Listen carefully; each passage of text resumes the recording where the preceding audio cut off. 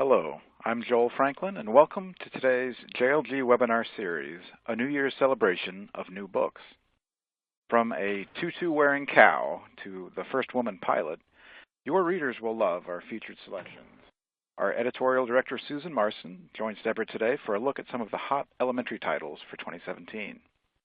Please join the conversation on Twitter. You can tweet us at JR Library Guild and use the hashtag JLGWebinars. If you have any questions or comments, you can send those in at any time via the red Q&A box. Deborah, rumor has it that our first book today has already received 5 stars? That's right, Joel. And there's just one more journal to give it a blessing, and we'll just have to see. But I don't know why they wouldn't. I loved Wolf in the Snow. It's a mostly wordless book. Gorgeously written and illustrated by Matthew Cordell. Great for story time telling because the words that are used are things like huff, huff, or a-woo, because it is a story of a little girl who is on the way home from school when it begins to snow. And at the same time, there is a pack of wolves and a little wolf cub walking in the snow. And she gets lost in the snow, and the wolf pup also gets left behind in the snow. And it's a story of how the two come together and save each other. Your children will love it. And it is kind of blue. You know, last year, Susan, so many of the books that made you cry were blue covers. Did you realize that? Yeah, that's true. I love the spread in the middle where the little girl is holding the wolf pup and the wolf mother is staring her down and you don't know what's going to happen next. Yep. And then, that's the part where if you're reading this to the kids, guys, you say, oh, and now it's time to check out books. And so they'll check out very, very fast so you can come back and finish the book because now they need to know what happened to the little girl with the pup. You know, we decided on this one in June 2016. Get out. In June? Holy cow. 2016. Yeah, we just got the book yesterday. And it's a 2017, so that's amazing. See? Yeah. And if you were JLG, you're going to have it. You know you're going to want it. So go ahead and order that now. Susan, tell us about our next book. This is Moo Moo in a Tutu. This also doesn't have a lot of words, but there's a lot going on in the illustrations. The style reminds me of John Agee a little bit. And this is the story of Moo Moo and her sidekick, skeptical friend, Mr. Quackers. And you can tell what their friendship is like from before the story even starts. On the dedication page, you can see Moo Moo flying Mr. Quackers on a kite, strapped to a kite. So Mr. So you Quackers laugh right from the get-go. From the get-go. And there's so many details in the pictures. Like, so you can see what's going on. The cow, Moo Moo, is making her costume and just talking as she goes with word bubbles. And when she tells Mr. Quacker she has an idea, he says, another one? But this one's going to be brilliant. She's ready to take the stage as a ballet dancer, even though she's never had any lessons. She says, it's okay, I'm a quick learner. And they go to the theater, and she goes onto the stage, and the spread where she's soaring above the audience is a double spread, and it just is such a great point of view. And then she crashes down, and you can see when they're being kicked out of the theater that somebody's putting up a sign saying, no ducks or cows. And there are things like they're in bed in their bunk beds at the end of the day, and their little bunny slippers on the floor, and there are so many little details. And Tim Miller, this is his debut as an author-illustrator. He's a cartoonist, and you can see his experience in all the word bubbles and the cartoonishness, but it's clean lines and a loyal friend but a skeptic, and it's really silly, and I think kids are going to laugh. Cool. So, like, especially the elephant piggy, don't you think? Yes, and one that made us, we thought of Dodsworth, the Tim Egan Oh, Dodsworth yeah. stories, because of the deadpan humor. Right. This is a little younger, but along Right. the same lines. And on a completely different note, Joel alluded to the first woman pilot. And I love that.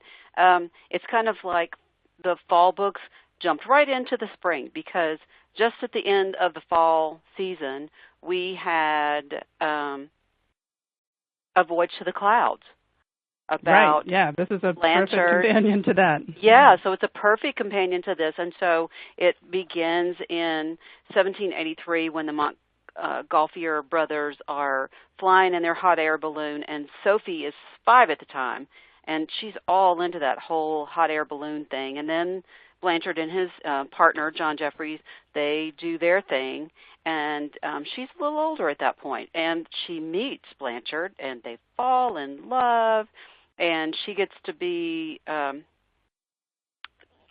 she gets to go up with him, and then she decides to go by herself. One of the things I love about this story is not just that she was the first woman pilot, though that's a pretty awesome, amazing thing, and I love these new picture book biographies, which this is in the biography category, but the artwork in this book, it's Matt Tavares, and in my head, Matt Tavares is so baseball, but you know what I mean? That's one of his passions. But the illustrations and the way he does the sky in each of the pages, it just lifts the words right off the page. And he said that he really studied the sky when he was working on this book. He said in the afterword that he thought that would be really important, so he stopped during his child's baseball game to take pictures of the sky when it looked really amazing. You know what? I also like the fashions inspired by ballooning. They have these balloon hats and the balloon dresses. They're hilarious. They are hilarious. Or the balloon basket that she flies in. She's all dressed up, and she looks like she's riding in a carriage, but she's in a balloon. But one of my favorite things, which I think is certainly appropriate after recent events, that old world, the one she now soared above, had fought for so long to put limits on women. Yes, Sophie said to herself with a smile, there is a limit, and that limit is the sky. Yeah, that was... Love that. That ending stays with you. It does stay with you. It does stay with you. So let's shift gears again, Susan. Okay, this one is for much younger readers, A Perfect Day. And this, the very simple text. It's just the cat gets what the cat wants, because Bert, the little boy that lives in the house, helps each of the cat goes in the daffodil bed and has a perfect day, and the dog goes in the cool water that Bert fills in the tub, and that's a perfect day for the dog. And then the chickadee gets bird seed, and that's a perfect day for the bird seed. And Bert puts a corn cob on the ground for the squirrel that can't reach the bird seed, so it's perfect for the squirrel. And then the bear comes along, and spoiler alert, the days change for everybody else. And the text just changes the emphasis. It was a perfect day for squirrel. It was a perfect day for chickadee. It was a perfect day for dog. But, of course, it was a perfect day for bear. And Lane Smith actually has a picture of the bear from his backyard on the lap. So very simple, but beautiful style. He's so capable. He does all different styles. Every different book is a new approach. Yeah, I love the look on the squirrel's face. Yeah, like when he first sees the bear. Yeah. Yeah. Billions of Bricks, a counting book about building. Now, we laughingly say when I'm doing professional development, Susan, that math is not my best tool. But I love this counting book so much. Billions of Bricks by Kurt Cyrus. 2, 4, 6. Look at all the bricks. Red and rough, hard and tough, 2, 4, 6. You know, can you just see children when you're reading this to your kindergarten? Everybody's up, they're dancing, the little hips are going, they're marching. 20, 30, 10, 20, 30. Some are old and dirty. Some are clean or in between, 10, 20, 30. Some might even can rap. How about that? Yeah. The architecture as you go through the book, it shows the building of different buildings. And I want to live in a building built by Kurt Cyrus because, wow, there's some beautiful buildings here. That's for sure. The twirling columns and arches and the pavement with the bricks inlaid, so nice. And then the end is very funny little thing about the bricks that weren't used in the building, or the brick that wasn't used in the building. I love it, and it's once you get it, you'll probably notice right away. Your kids will notice too. The guy with the ladder and all the stuff in the green overalls, and it looks like what's he doing? And you'll see, but you have to read the book. I looked to see our previous books by Kurt Cyrus, and we do not have a single one in stock. Oh, well, there you go. His style, he just makes such beautiful books, whether they're underwater or around construction sites. So, tell us about lesser spotted animals, Susan. Well, this is a nonfiction. This is more. This is in our NEK category, but it's more of a read aloud or read to than maybe for the younger kids to read on their own. But that's very sly humor that I think kids will eat up. And I think all the animals that are in there, you can see from the cover the kind of humor that is in the book. You could recognize these animals in a lineup from the drawings, but they're also very expressive. And there are little cartoons on most of the pages. So the idea of this book is the uncommon animals, or the animals that don't get all the attention. They don't roar like bears, and they don't do flips like dolphins. So we have some things like the southern right whale dolphin that doesn't have a dorsal fin, which is amazing. So the text says, it is perhaps a little strange looking without a dorsal fin, but what it lacks in fins it makes up for in stunning, streamlined, elegant smoothness. And then you see a little thought bubble coming from the southern right whale dolphin saying, the word you're looking for is sleek.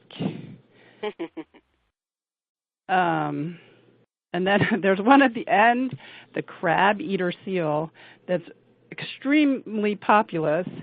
And the picture shows just one seal on top of another seal on top of another seal, and then just a little speech bubble coming out of one of them that says, can you move over a bit? So it has all these funny details as well as information about these crab-eater seals that don't even eat crabs. And there are lots of them. Some of these are endangered animals, but not all of them. Crab-eater seal, the subtitle on that, or the subhead on that page is the world's not rarest seal. So that one is animals all kids just love, and humor and cartoons. It kind of reminds me of Hannah Bonner's cartoon prehistory books. You get really good information, but it also has little cartoons and makes you laugh. It does. And for older kids, like second grade and up, it's a great book for research and for teaching them to pull out facts out of short text.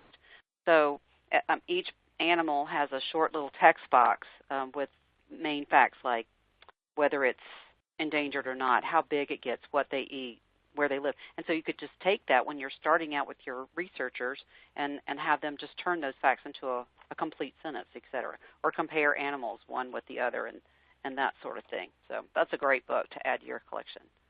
Another great book to add to your collection is Grand Canyon, Jason Chin. Of course, you remember the Redwood book, everybody? Yes? So yes. Remember that?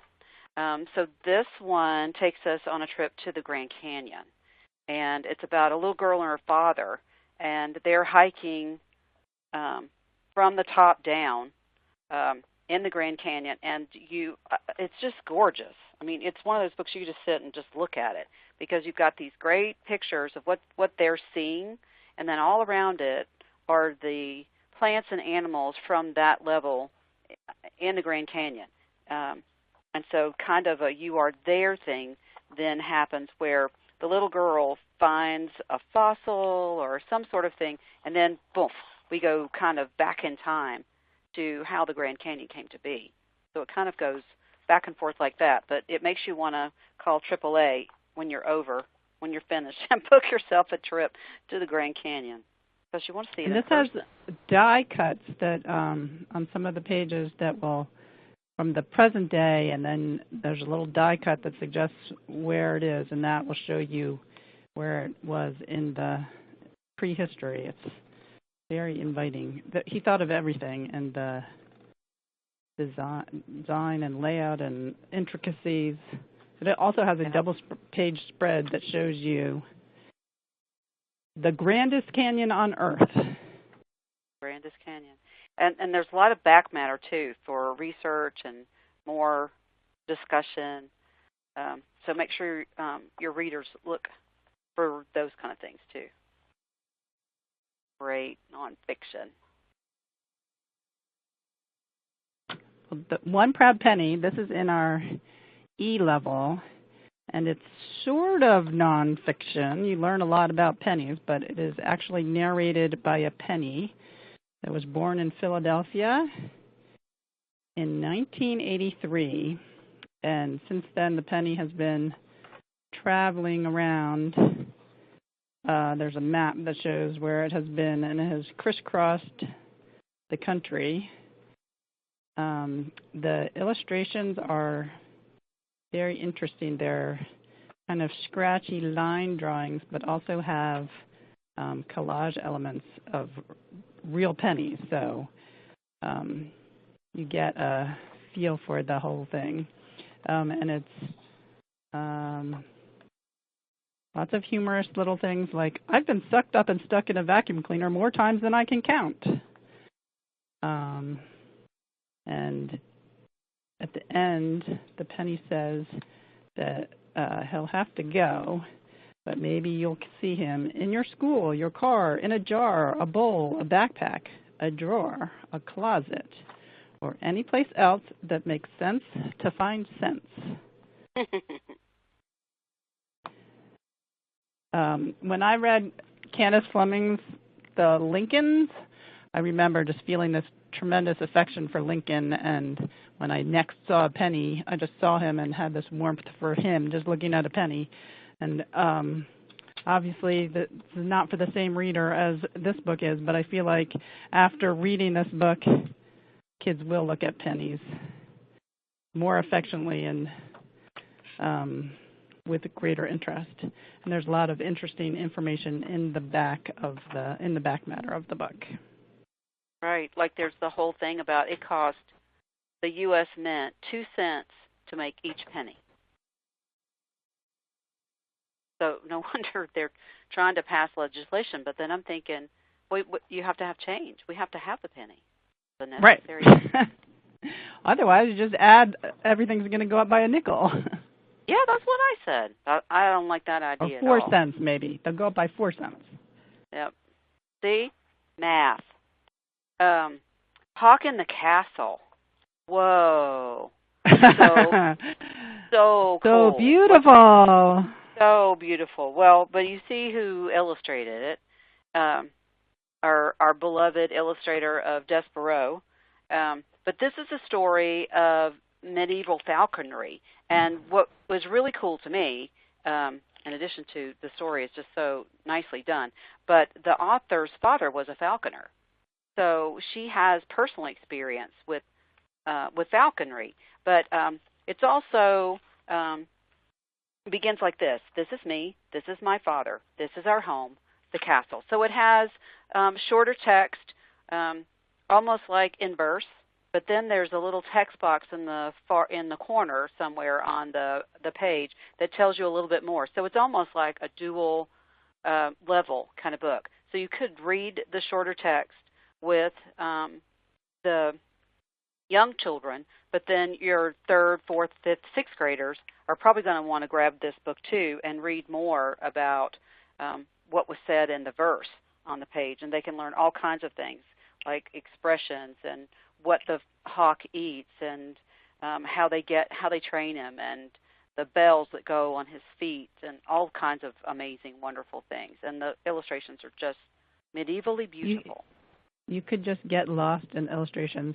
My sister used to have books that if she didn't want to read them, she would tell her children that they were looking at books.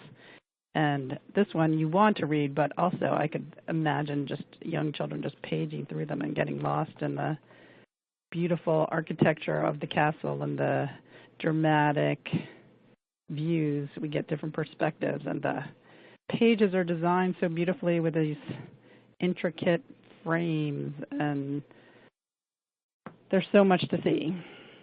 That picture with the hawk taking off into the sky, really, and the center spread is gorgeous. It is. So that we don't cheat anybody else their time, we'll move on to King and Kayla. This is a new series, King and Kayla, and it's a mystery series, but it's also in an easy reader format. An easy reader format, which is the reader format is so hard to find these days. So we have 2 of these because a lot of times series are introduced with 2 books, and these were both so good that we wanted to take both of them. So we put one in E+ and one in ME. And the case of the there's missing dog treats and the secret code. And the secret code. And the secret code is narrated by the dog who's trying to teach Kayla some tricks. And the trick that he wants to have Kayla learn is to give him some cheese. And she's kind of having a hard time learning the trick, but he keeps working on it. So they solve code, and in the book it has the secret code. And one thing, I read these books after reading a book that we selected for NH called A Dog in the Cave, The Wolves Who Made Us Human. And after reading these 2 and seeing the images, do you see how the eyes of the dog and the eyes of Kayla are looking at each other? The Dog in the Cave is about how wolves helped humans adapt. And so I wrote to Sophia and I said, how are these 2 for demonstrating the advantage of having highly visible direction gaze made possible by the mutation of the white sclerae? Because here they are silently communicating by using their eyes. Yeah. So this is a fun new series, and we're excited to have both of them. We looked at a biography earlier, but here is kind of a collective biography in our sports category on Martina and Chrissy. First, let me tell you about Chrissy. She started taking lessons when she was 5. By 8th grade, she was ranked #1 in the whole country. That's 8th grade in the whole country. Chrissy was this all-American girl, patience and poise and precision, calm and collected and completely in control. Her ground strokes were perfect. From the baseline, she was automatic, and that 2-handed backhand of hers, oh man, everyone copied the way she hit it, everyone. So this is the story of the greatest rival in the history of sports, Martina Navratilova and Chris Evert. I like how it says they were supposed to hate each other, but they really were friends.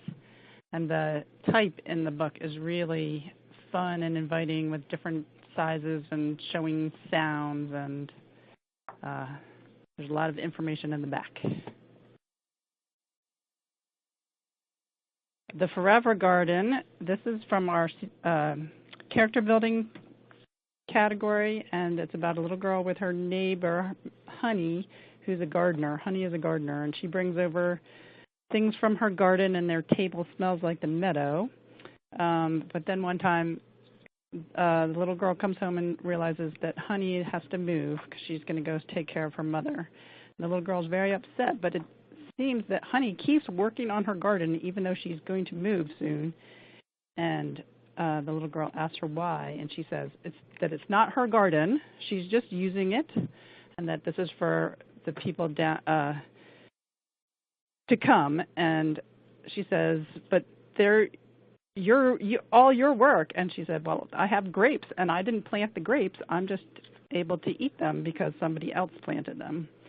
So this is a really lovely book that shows caring and kindness and responsibility and civic virtue. And this was one of our favorites in the CBE category. It's beautiful. It makes me want to garden, too. Oh, yes. So flip into a whole other thing again. Here we have a book for our older elementary readers in our fantasy science fiction category. This is a new series by Chris DeLacy, which if you haven't looked at teacherbooks.net, you'll see that DeLacy's not his real name. That's his wife's name. He thought it was so beautiful, he didn't want her to lose it, so he took her name, which is interesting. The book also has its very own website, and there's a really cool book trailer that you might want to look into, but perfect for your fantasy, dragon-loving readers. It's the story of a dragon who makes a really tragic mistake, and a little boy called the Hom in this story, because we're in kind of an alternate world where the dragons have come in and taken over the Hom's land, and the Homs, which are humans, want the dragons to be gone, but this little boy is so enamored with them, and he finds himself in the right or wrong place at the right or wrong time, depending on how you look at it, and he's gotten himself into quite the predicament. So you can imagine the two will meet and maybe change everything.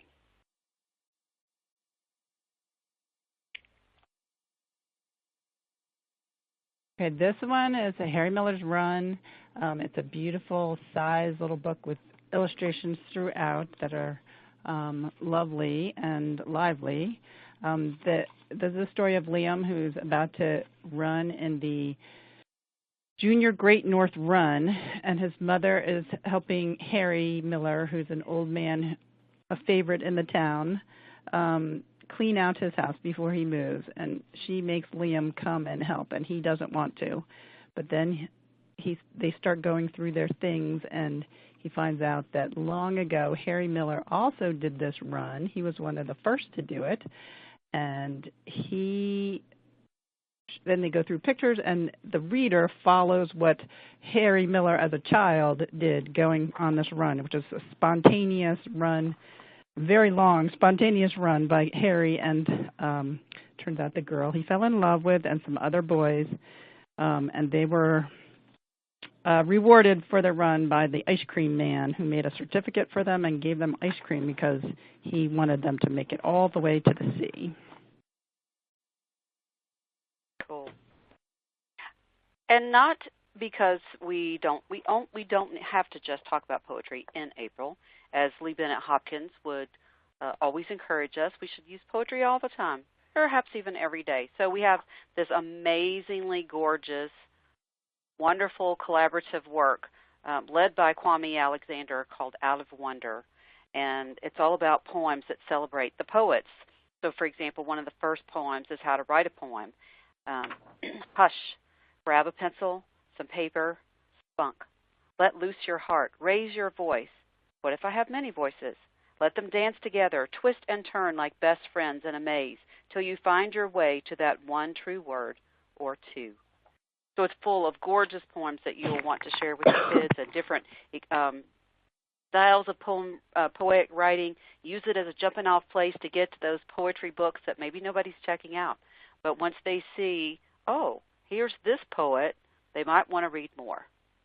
And last but not least, Miss Susan? This book, This Truck Has Got to Be Special, is from Tara Books, and it's from India. The publisher is in India. This takes place in Pakistan, and it's about a real-life thing, custom that Pakistani truck drivers do in that they decorate each of their trucks in their very own individual style, and they hire artists to make them elaborate, beautiful. You can see on the cover there the style of the truck.